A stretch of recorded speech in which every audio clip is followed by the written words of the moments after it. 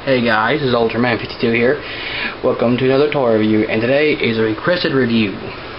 Now, normally I really don't do requests, but I'm doing a request. Well, I'm doing a 2 requests a month. So two people can request 1 figure a month. So yeah, and don't get too often of this, guys. I am doing this like very rarely, like once every few months. So yeah, I'm gonna start doing that today. And the person that requested this was UltramanCronos, and today's toy review is on Deathfacer from the Ultraman Dyna and Ultraman Tiga movie. Now before I go on to articulation, I will also do the history upon Ultra Monsters, but will not do history on Gamera and Godzilla monsters, since everyone knows about them. Now let's go for articulation first. Now you might think he probably has, the standard arms and waist articulation. He does. Arms 180 degrees because of the thing here. Waist 2. But also, for those who don't know, the gun hand here rotates 360 degrees, and so does the claw hand. And in terms of history for Deathfacer, he first appeared, like I said, in the Ultraman Tiga and Ultraman Dyna movie, the Warriors of Starlight movie. His first appearance is basically as a giant spaceship known as Prometheus.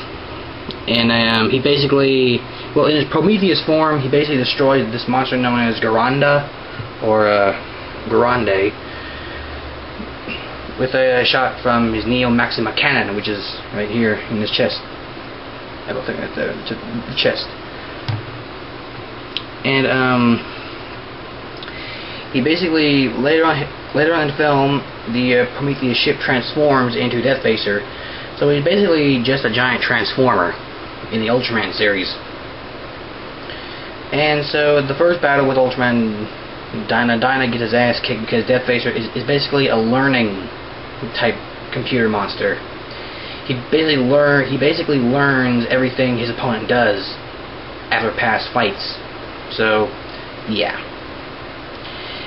And he uses his Neo Maxima cannon to supposedly destroy Dyna, but thankfully that doesn't work. The human host of Dyna, Asuka, is just unconscious and is recuperating in the hospital. So after that, Deathfacer reappears in a major city. I forget where exactly, but then he starts destroying stuff, and Asuka transforms back into Ultraman Dyna to fight Deathfacer again. This time in, if I'm correct, it's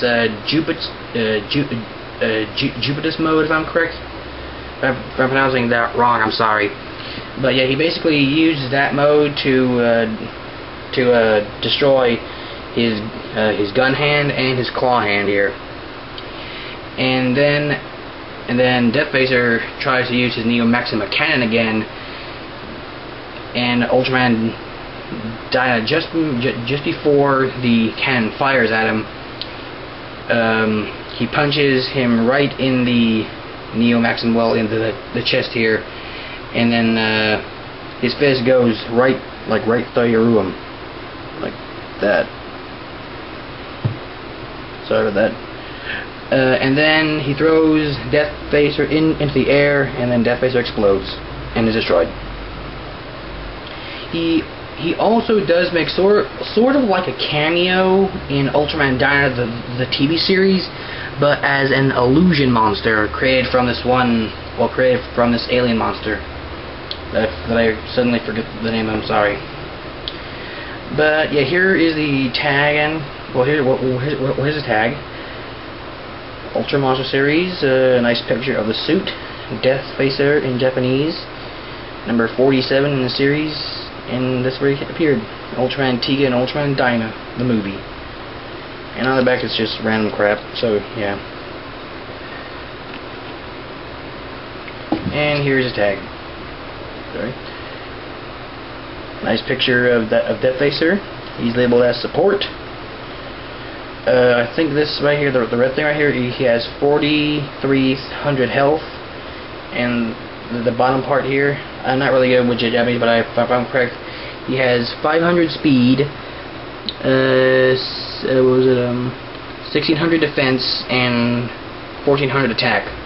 So he's a pretty well balanced out monster. And the back shows a picture of his in-game model, some monster data, his foot mark, and his height and weight. He's 77 meters tall, so he's a pretty tall monster, and a pretty big one, might I add that. Now let's get on to detail. The detail on this dude is pretty good. This actually is a reissue of a previous mold that was like issued out, and well, it was released. The previous mold was released in conjunction with the Ultraman Tiga and Dyna movie. He's got all like the cracks on the body here and on the feet and arms.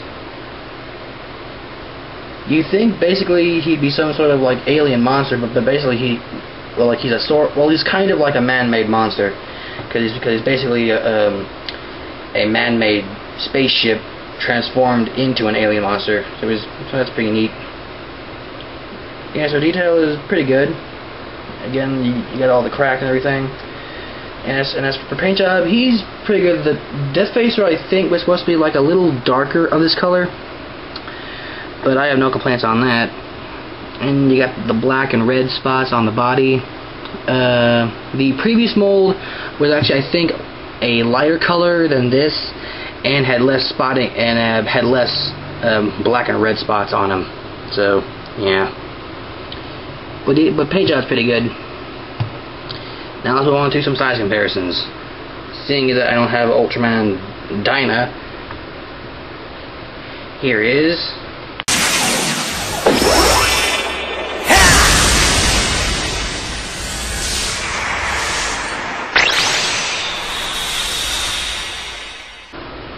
Ultraman Mebius.